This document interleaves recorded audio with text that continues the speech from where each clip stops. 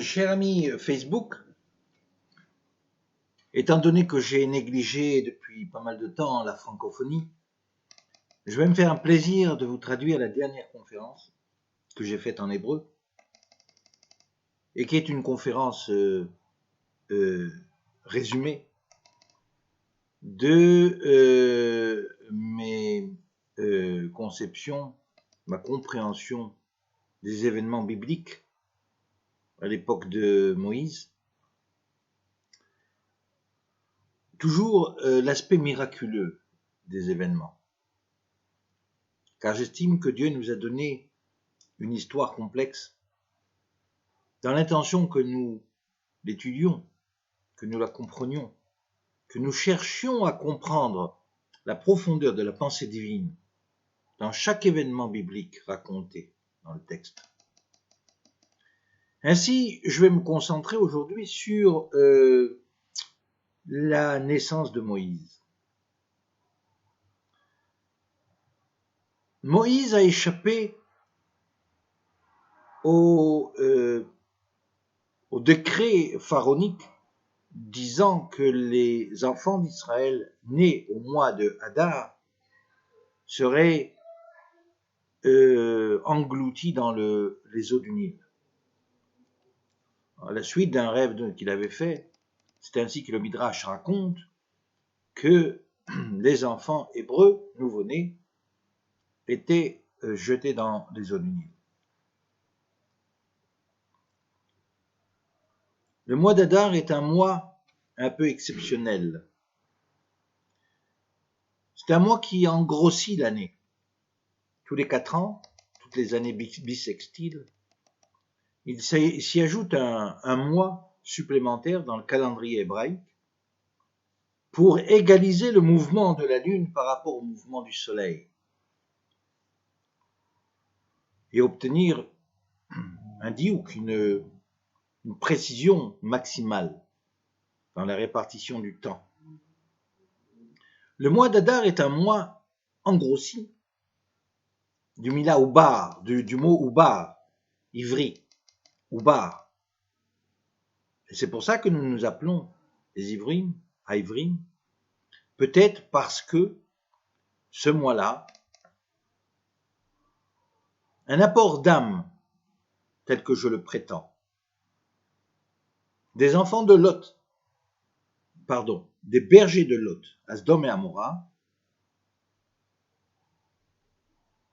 ont été apportés et multipliés parmi les enfants d'Israël en Égypte.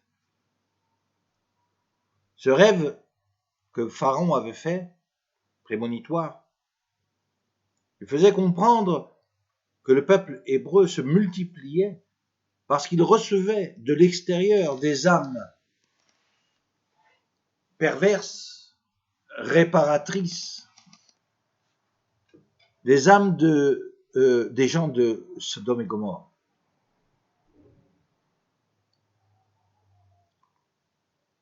Moïse fut sauvé des eaux, non pas dans la simplicité du texte, parce que sa mère l'avait mise dans un couffin enduit de pois et de goudron, tel que l'avait fait des années auparavant leur ancêtre Noé, mais parce qu'il y avait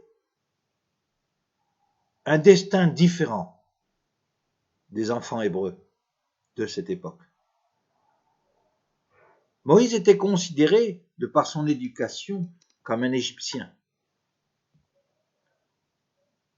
En effet, les filles de Yitro, prêtre de Midian, avaient dit à leur père: un Égyptien nous a sauvés des mains des bergers. Étant égyptien, Moïse n'était pas concerné par le décret pharaonique de jeter et d'exterminer tous les enfants d'Israël nés ce mois-là. C'est pour ça qu'il fut exempté de cette peine et sauvé par Bithia de la famille de Pharaon. Le texte nous apporte un complément. Il nous raconte une histoire qui est superflue à tout point de vue et qui pourtant nous explique ce que je viens de vous dire. C'est l'histoire de l'auberge. En effet, avant d'entrer en Égypte, pour procéder à la réalisation de l'ordre divin de libérer les Hébreux, Moïse s'arrête dans une auberge, apparemment une tente dans le désert à l'entrée de l'Égypte, à la frontière égyptienne, parce que sa femme est enceinte de 2 jumeaux et qu'elle accouche.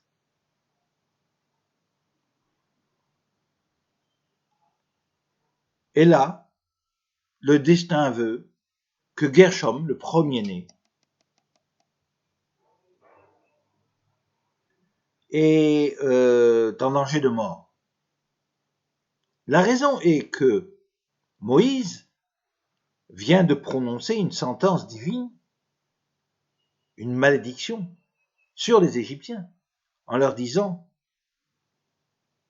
que tout mâle premier-né des Égyptiens serait exterminé à partir du premier-né de Pharaon jusqu'au premier-né de sa servante derrière la meule. Tout cela pour nous dire que Moïse avait prononcé une malédiction alors qu'il était concerné en tant qu'Égyptien et qu'il risquait de se voir perdre son premier-né de sa propre bouche, de sa propre parole et malédiction. C'est pourquoi Gershon est tombé malade et Tzipora, comprenant la situation, procède à la circoncision de son fils et le sauve in extremis. Et elle dit à Dieu, tu es un époux de sang, c'est-à-dire que je suis lié à toi par le sang. Nous savons le rôle que joue le sang dans l'histoire hébraïque, puisque c'est du sang que les Hébreux avaient mis sur le portail, sur le linceul de leur portail, pour éviter que l'ombre de la mort n'entre et ne les détruise. Donc voilà une situation où Moïse fait la circoncision de son fils pour devenir hébreu et échapper à la sentence divine. Et là, il est sauvé des eaux parce qu'il est égyptien et que la sentence ne concerne que les enfants hébreux. Dans cette complexité du texte, nous comprenons que les Égyptiens et les Hébreux n'ont pas la même protection divine, la même Hashgacha. Que la Hashgacha des Hébreux est au-dessus de la Hashgacha naturelle des Égyptiens, puisque la Hashgacha des Hébreux est une Hashgacha divine. Elle se scelle par la Brit Mila, par la circoncision, par le sang. Car le sang est l'âme.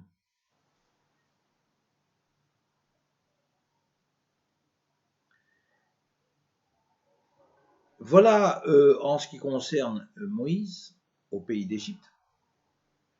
Je pourrais continuer à vous parler des différents fléaux qui sont tombés sur l'Égypte, mais c'est prématuré en ce qui concerne la paracha de cette semaine. Je vais donc en rester là et je vous souhaite un bon Shabbat. Chers amis Facebook, à bientôt.